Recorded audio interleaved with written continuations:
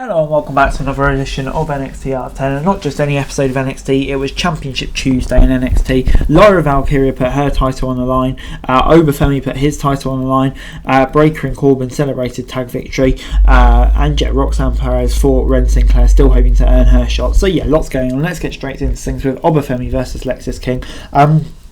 Lexis got distracted by Mr. Cohen coming out during this match, and that cost him and lost the advantage he had in it. Obafemi planted him with a pop-up powerbomb for the win. It was fine. For a few weeks it had a story behind it. It came off super fallacious, but the right man won in dominant fashion. Femi made a strong impression, needs big defences to build his aura. He should have come off unstoppable for a while until the right side was ready to challenge him. Another week and another not so good performance from King, who may need a character reset soon, would be the only negative on that, but a dominant win for Femi, and that's exactly what we should be doing with her at the moment. 7 out of 10. Andre Chase and Duke Hudson then interrupted Bron Breakker and Baron Corbin, followed by Nathan Fraser and Axiom. It took an invitation from General Manager Ava to settle the argument, setting up a #1 contenders match. The Wolf Dog found solid chemistry on the mic, just not on the ring.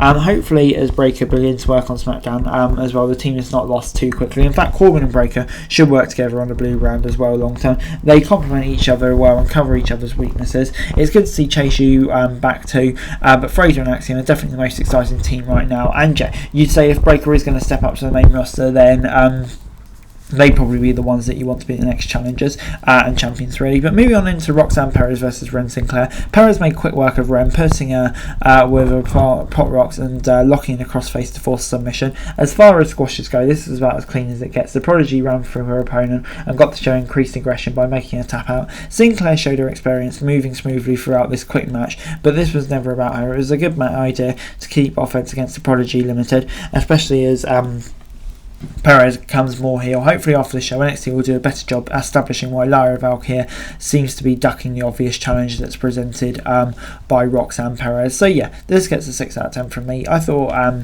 good win, and you can see where it's all building up to Roxanne Perez. I think it's just really a waiting game. Before it's time for Briggs versus Jensen, Briggs kept pushing Jensen to show him he's a man. After a pair of running clotheslines, Briggs picked up the pinfall and then hugged his friend. This felt like a more appropriate end for the tag team. The former emphatically placed himself ahead of his partner, not with anger but rather than hope Jensen can catch up. This was the first strong match of the night and the crowd was into it. It was a physical and intense battle, even if Briggs was leaning on it a little too hard for this wrong repetitive line he was fighting Jensen. The two have chemistry together as opponents, but it's time for Jensen to start building himself as a solo act while Briggs goes after gold. So yeah, it'd be interesting to see where they go after this, but I thought for a way to kind of end the tag team in the best way possible, I thought it achieved it pretty nicely here. So yeah, I'm going to give it a 7 out of 10. Before it's time for Ariana Grace versus JC Jane.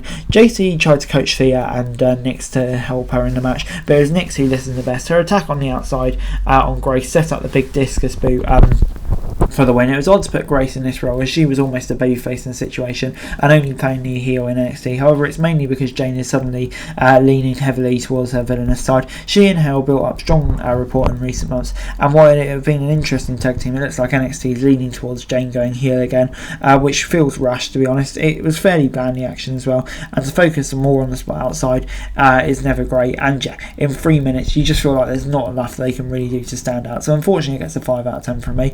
Before it's time for Nathan Fraser and Axiom versus Chase U in the #1 contenders match. Hudson was a dominant manager in this fight, but it was Andre Chase who had to step up. After Fraser isolated Chase, the Professor shocked him with a roll-up victory. Afterwards, Gallows and Anderson attacked him on, standing tall over all teams in NXT. Once again, Fraser and Axiom stole the show. This tag team needs to be kept in the running and maybe push to the main roster together. They have made every opponent look better. This was weaker than their recent battles, the Wolf Dog and Blade and Inofi, but it was still their best thing in action. It's hard to say if the right team won and should get a title shot soon, but the wrong pair stood tall at the end. OC could be used in the NXT reset and maybe not in a title picture, but I think it could be a good opportunity to put younger teams over against such established teams, so I'm going to give it time to see where it goes. I'll give it a 7 out of 10. Before it's time for Kalani Jordan versus Lash Legend, Kalani fought as hard as she could, but working alone cost her the match. She was distracted by Jakara and walked into a chokeslam for a loss. James and Izzy Dame tried to pick up the scraps afterwards, but Jordan fought them off and headed out the ramp. Legend looked solid here, working with a woman who matches well her in the ring. The speed and athleticism of Jordan made it a larger competitor look all more lethal. It was too short, but this is usual for NXT.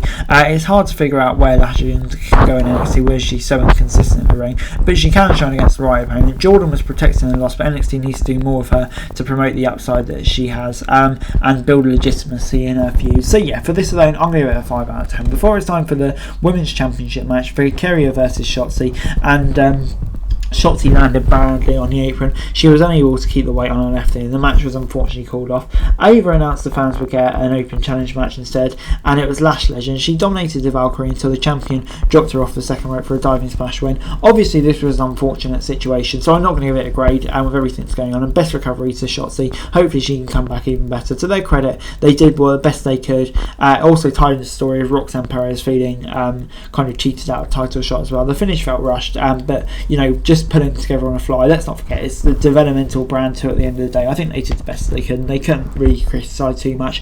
And overall, NXT gets a 6 out of 10 from me. I thought, yeah, a pretty decent episode of NXT this week, I have to say. Enjoyed a lot of the stuff on there. Really, I thought, the title match obviously is a shame at the end, but before that we got lots of good in-ring action. So yeah, on the whole, I'm not going to complain too much. That's it for this video. Thanks very much for watching. Remember to like, share, subscribe, follow us on our socials, link in the description below for daily wrestling news, meme and content. Subscribe to our other channels on screen right now, that'd be greatly appreciated. Thanks very much for watching. Peace out.